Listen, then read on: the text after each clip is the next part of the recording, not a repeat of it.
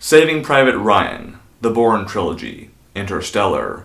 All of these films feature teams of people searching for Matt Damon. The Martian is the latest film to join this category. Let's go get him.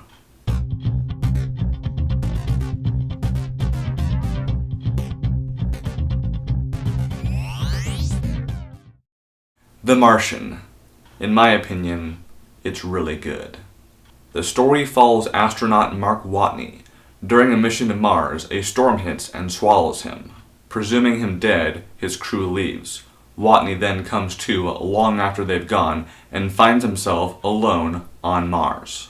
With supplies low and time running out, he must rely on his skills and spirit to stay alive and find a way to let NASA know he is in fact alive.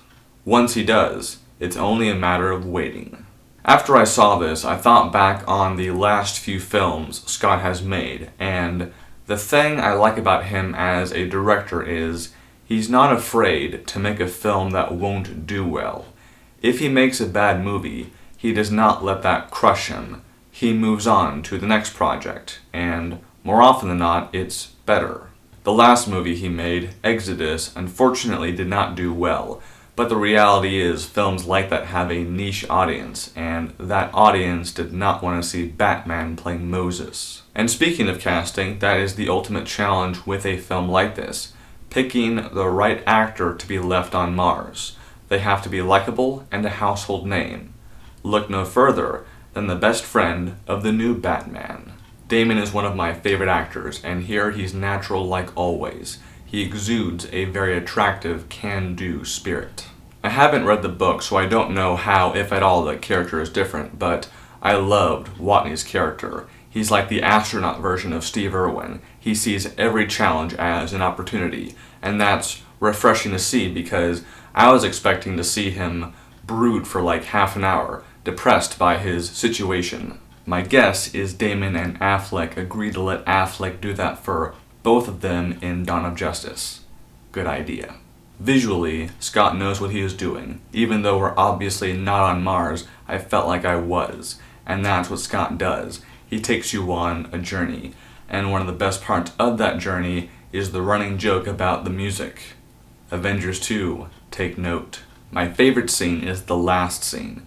It could be seen as the filmmakers going the cliche, no-duh route, but from both a story and emotional standpoint, it made sense and was very satisfying. My notes for improvement fall under the editing, story choices, and casting.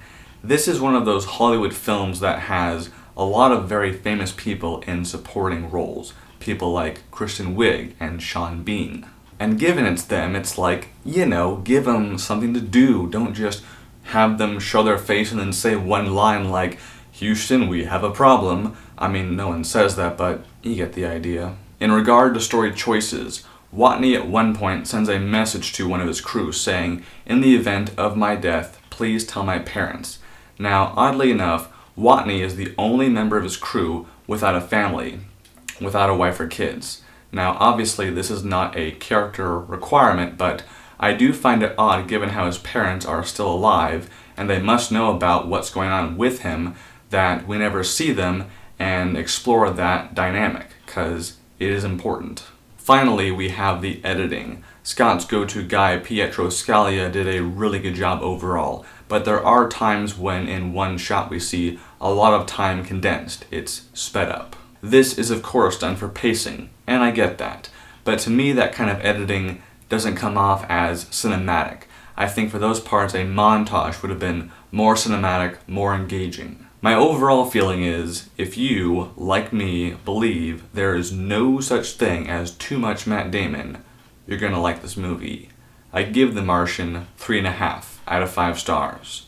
Thank you very much for your time. I appreciate it. Have an awesome day.